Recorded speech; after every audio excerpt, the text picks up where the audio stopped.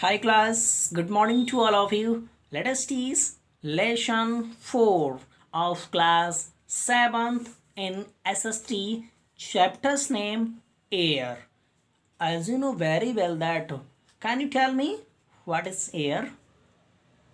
Air is a things which is very essential for all of us, for only all of us, not but actually this is very necessary for all living things, all living organisms, because without air we cannot live on the earth. Air is very important substance for all living organisms. So I can say this is very important things for all living organisms. This today our topics also air. It means air in Hindi, Vayu. As you know that you also teach about this in your science book. The and you also know that air, and in previous classes you also learnt about this air. So our today our topic is air. Now going to teach this chapter in Hindi. आइए आज हम आपको class 7th की SST जो कि our environments है यानी geography में, आज हम आपको आपका चौथा चैप्टर पढ़ाएंगे. चौथा चैप्टर यानी चैप्टर्स का नाम है एयर. एयर का मतलब होता है वायु.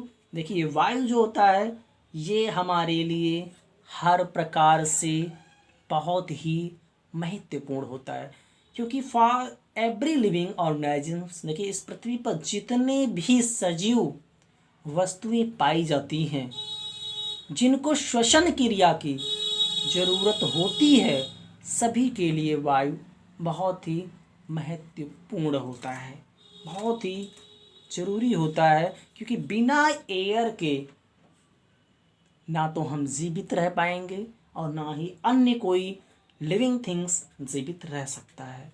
तो आज का हमारा टॉपिक है एयर. आइए इसको हम पढ़ना शुरू करते हैं. Our earth is surrounded by a huge blanket of air called atmosphere. हमारा जो पृथ्वी है ये चारों तरफ से एक बहुत बड़े वायु के ब्लैंकेट से घिरा हुआ है, जिसे कहा जाता है एटमॉस्फियर, वायुमंडल.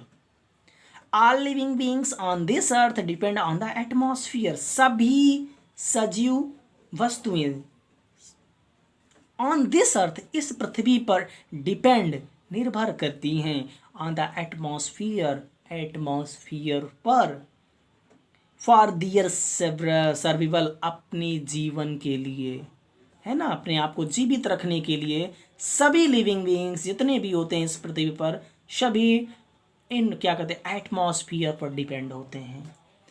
It provide us the air, ये हमें वायु प्रदान करता है. वी ब्रीथ, और हम सांस लेते हैं. एंड प्रोटेक्ट्स, और अपने आप को सुरक्षित रखते हैं. Us from the harmful effects, अपने आप को हम सुरक्षित रखते हैं जो हानिकारक इफेक्ट्स होते हैं उनसे. ऑफ द सन रेज, सूर्य की जो पैरावैगनिक किरणें होती हैं उनसे हम अपने आप को सुरक्षित रखते हैं. Without this blanket of protection we would be baked alive the heat of the sun during day and get frozen during night. देखिए कह रहा विदाउट दिस ब्लैंकेट, बिना इस ब्लैंकेट के हम अपने आप को प्रोटेक्शन नहीं दे सकते. We would be blank baked alive the heat, हमें बहुत अधिक, अगर ये एटमॉस्फियर यानी एटमॉस्फियर हमें ना मिले, है ना,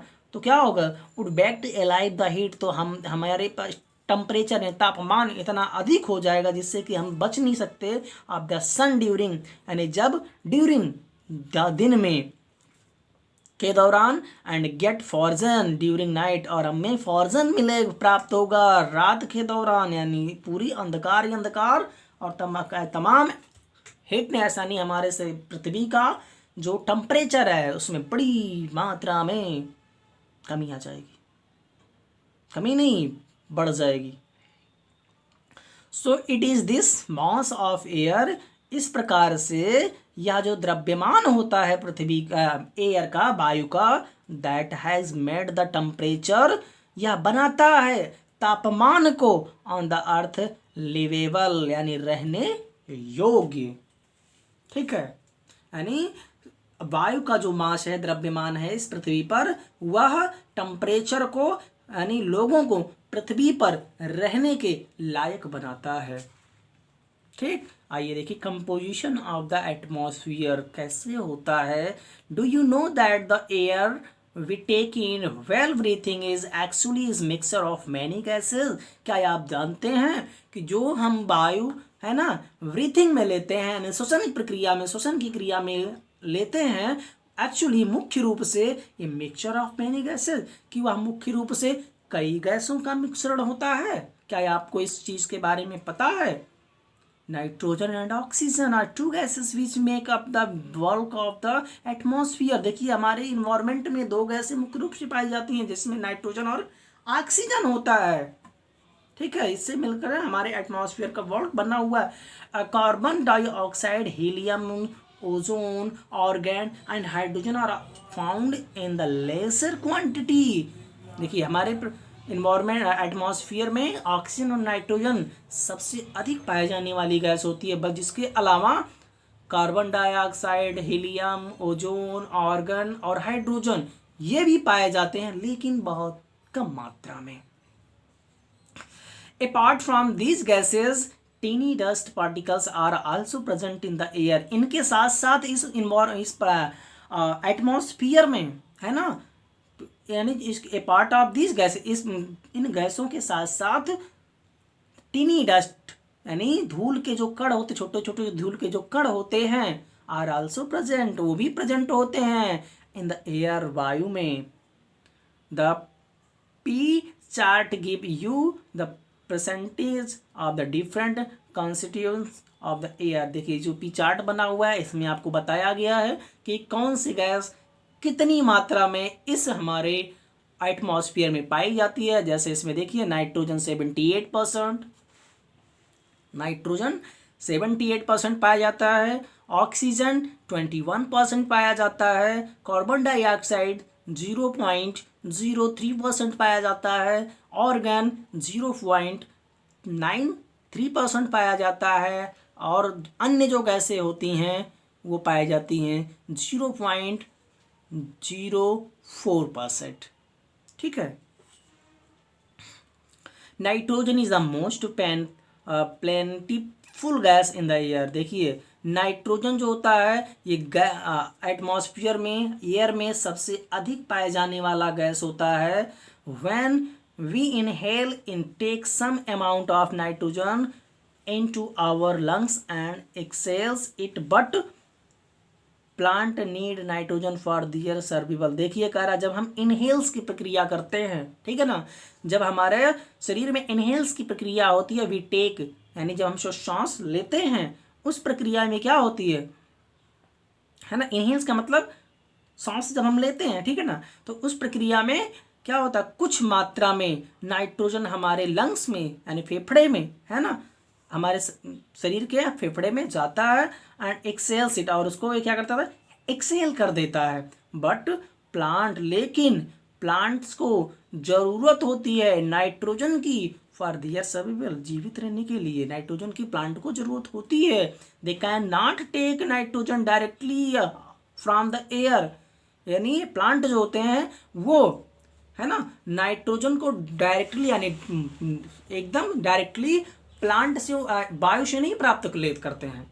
प्लांट जो होते हैं वो नाइट्रोजन को सीधे एयर से नहीं लेते हैं, बल्कि तो कहाँ से लेते हैं, bacteria that live in the soil and roots some plants. देखिए कुछ प्लांट ऐसे होते हैं जिनके जड़ों में कुछ बैक्टीरिया, यानी मिट्टी के नीचे उनके जड़ों में बैक्टीरिया होती हैं, take nitrogen from the air, जो कि नाइट्रोजन को एयर से प्राप्त करती हैं, एब्जॉर्ब करती हैं एंड चेंज इट्स, और उसे बदल देती हैं from, so that plant can use, उस रूप में जिसको कि प्लांट यूज कर सके, ऐसे रूप में उसको परिवर्तित कर देती है। यानी प्लांट जो होता है उसे नाइट्रोजन की जरूरत होती है, लेकिन वह नाइट्रोजन को सीधे इन्वायरमेंट से नहीं लेता है, यानी एटमॉस्फेयर से नहीं लेता है, ठीक है, एयर से सीधे नहीं लेता। तो लेता कैसे?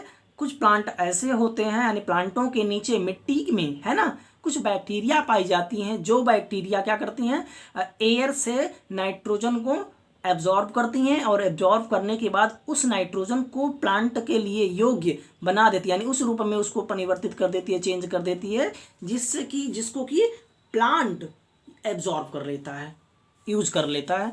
Oxygen is the second most plentiful gas in the air. Oxygen जो होता है दूसरा ऐसा गैस होता है जो इस एटमॉस्फेयर में सबसे अधिक पाया जाता है। Humans and animals takes oxygen from the air as they breathe. देखिए, मनुष्य और जानवर, है ना, टेक ऑक्सीजन, ये ऑक्सीजन को लेते हैं फ्रॉम द एयर, वायु से, एज दे ब्रीथ, और उसको क्या करते हैं, उससे वो सांस लेते हैं, ठीक। देखिए, और उसके बाद green plants produce oxygen during photosynthesis. Green plant जो होते हैं, हरे जो पौधे होते हैं, ये ऑक्सीजन को छोड़ते हैं। कब? जब वो फोटोसिंथेसिस की प्रक्रिया करते हैं। फोटोसिंथेसिस का मतलब प्रकाश संश्लेषण। प्रकाश संश्लेषण, अब यहाँ एक बात आती है कि फोटोसिंथेसिस होता क्या है। तो फोटोसिंथेसिस एक ऐसी प्रक्रिया होती है जिसमें प्लांट जो होता है ना, पर्णहरित पत्तियों की सहायता से अपना भोजन बनाता है। जैसा कि आपको पता होगा, साइंस में आपने पढ़ा होगा कि प्लांट जो होता है ये अपना भोजन स्वयं बनाता है, खुद बनाता है। साइंस में क्लास 7 की साइंस का पहला चैप्टर जो है उसमें आपको मिलेगा पढ़ने को, जिसमें है न्यूट्रिशन इन प्लांट। उसमें आपको पढ़ाया गया होगा, आपको पता होगा, उसमें फोटोसिंथेसिस का पूरा विवरण दिया है। तो उसमें बताया गया कि फोटोसिंथेसिस जो होता है एक ऐसी प्रक्रिया होती है जिसमें एक प्लांट पर्णहरित पत्तियों पर the presentation of air, water, carbon dioxide, sunlights, है ना, इन सभी की उपस्थिति में, and carbon dioxide also very important, है ना, होता है। तो एक ऐसी प्रक्रिया होती है जिसमें पर्णहरित पत्तियों पर प्लांट अपना भोजन बनाता है, उसे ही बना कहा जाता है फोटोसिंथेसिस। फोटोसिंथेसिस की प्रक्रिया में कार्बन डाइऑक्साइड, ठीक, एयर, है ना, वाटर, सनलाइट, है ना, ये सभी इसमें भाग लेते हैं और फोटोसिंथेसिस की प्रक्रिया संपन्न कराते हैं प्लांट को। इन दिस वे ऑक्सीजन, इसमें क्या होता है, oxygen content in the air remains constant. इस प्रक्रिया में क्या होता है, इन दिस वे, इस प्रकार में ऑक्सीजन जो होता है वो वायु में, है ना, मिला हुआ होता है, remains constant. If we cut trees, यदि हम पेड़ को काटते हैं, then this balance gets distributed, तो इसकी जो बैलेंस होती है ऑक्सीजन की वो बिल्कुल क्या हो जाता है, नष्ट हो जाता है। Because plants provide us oxygen and it also absorb the carbon dioxide which is harmful for all living things, and also we know that plant provide us oxygen and it absorbs carbon dioxide which produce all living organisms like human. All living organisms we cannot say because only humans we can say, and animals also too. आगे है carbon dioxide is another important gas. देखिए, carbon dioxide जो होता है ये भी एक महत्वपूर्ण गैस होती है, इंपॉर्टेंट गैस होती है। Green plant use carbon dioxide to make their food. Green plant जो होते हैं, मैंने आपको पहले बताया कि कार्बन डाइऑक्साइड फोटोसिंथेसिस की प्रक्रिया में काफ़ी इंपॉर्टेंट होता है। तो इसमें कह रहा कि कार्बन डाइऑक्साइड जो होता है ये भी बहुत महत्वपूर्ण गैस होती है। जो ग्रीन प्लांट होते हैं इसका प्रयोग करते हैं कार्बन डाइऑक्साइड का अपना भोजन बनाने के लिए, और क्या करते हैं, रिलीज ऑक्सीजन और गैस को, यानी ऑक्सीजन गैस को ये छोड़ते हैं, यानी कार्बन डाइऑक्साइड गैस को ये एडाप्ट करते हैं और ऑक्सीजन गैस को रिलीज करते हैं। यानी हमें प्लांटों से ऑक्सीजन मिलता है और हम प्लांटों को क्या देते हैं, कार्बन डाइऑक्साइड। मनुष्य क्या करता है, मनुष्य ऑक्सीजन को एडॉप्ट करता है और कार्बन डाइऑक्साइड को छोड़ता है, और प्लांट ऑक्सीजन को छोड़ता है और कार्बन डाइऑक्साइड को एडॉप्ट करता है। ह्यूमंस और एनिमल्स रिलीज कार्बन डाइऑक्साइड, देखिए कह रहा ह्यूमंस और एनिमल्स, मनुष्य और जानवर, है ना, रिलीज छोड़ते हैं कार्बन डाइऑक्साइड, जिसको कि प्लांट क्या करता है, अडॉप्ट करता है।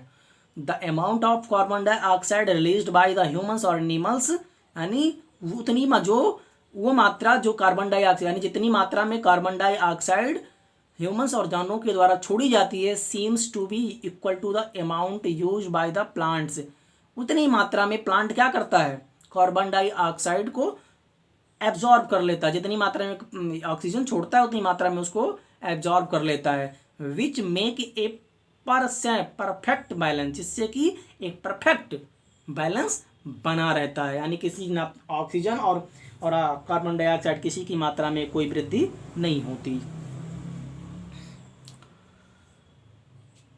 However, इसलिए the balance is upset by the burning of fuels, the balance, जो बैलेंस होता है इज अपसेट, यानी इसके कारण से नहीं, यानी कार्बन डाइऑक्साइड की मात्रा में हमारे इस पृथ्वी का जो बैलेंस होता है ना, वो बढ़ता तभी है कब, अपसेट, अब जब ये इसमें परिवर्तन होता है by the burning of fuels, यानी जब फ्यूल, है ना, ईंधन को जब जलाया जाता है, जैसे आज देखते हैं वर्तमान समय में घोड़ा गाड़ी और तमाम मिल फैक्ट्रियां, तमाम ऐसी चीज़ें हैं जो कि, है ना, कार्बन डाइऑक्साइड के रूप में तमाम ऐसी विषैली गैसें छोड़ती हैं, जिससे कि हमारे एटमॉस्फेयर का, हमारे क्या होता है, बैलेंस बिगड़ता है ना। Such as coal and oil, जैसे कि कोयला और तेल, ठीक है, इसको जलने से क्या होता है, कार्बन डाइऑक्साइड की मात्रा में वृद्धि होती है। They add billions of tons of carbon dioxide, ये इनसे होता है, ये जोड़ते हैं, यानी इनसे निकलता है बिलियंस की मात्रा में, है ना, बिलियंस ऑफ टन, कई टन की मात्रा, कई बिलियंस टन की मात्रा में carbon dioxide into the atmosphere, atmosphere में, वायुमंडल में, ईच ईयर, प्रत्येक साल, यानी प्रत्येक साल बिलियंस ऑफ टन की मात्रा में कार्बन डाइऑक्साइड इनसे हमारे एटमॉस्फेयर में फैलता है प्रत्येक साल, किससे, कोल और ऑयल के जलने से। एज ए रिजल्ट, इसका ये परिणाम होता है, the increased volume of carbon dioxide, की कार्बन डाइऑक्साइड की मात्रा में बहुत अधिक वृद्धि हो जाती है, is affecting the earth weather and climate, इसका प्रभाव पड़ता है, यानी हमारे इन्वायरमेंट के, हमारी पृथ्वी के वेदर, मौसम और क्लाइमेट, जलवायु पर, ठीक है। इसका यानी इसका कार्बन डाइऑक्साइड की अगर मात्रा वृद्धि होती है तो इसका प्रभाव सीधे क्लाइमेट और वेदर पर पड़ता है। आज बस यहीं तक रहेगा, बाकी हम आपको अगले वीडियो में इसका नेक्स्ट टॉपिक जो होगा उसके बारे में यहाँ बताएंगे। बस आज यहीं तक, अगला टॉपिक हमारा होगा स्ट्रक्चर ऑफ द एटमॉस्फेयर, ठीक है, हमारे एटमॉस्फेयर का स्ट्रक्चर कैसा है, रूप रंग आकार कैसा है, कैसे वो बना हुआ है, किन किन जोन से बना हुआ है, वो कितने लेयर्स में बटा हुआ है, इस सभी चीज़ों को पढ़ेंगे हम अगले वीडियो में। बस आज यहीं तक, थैंक यू।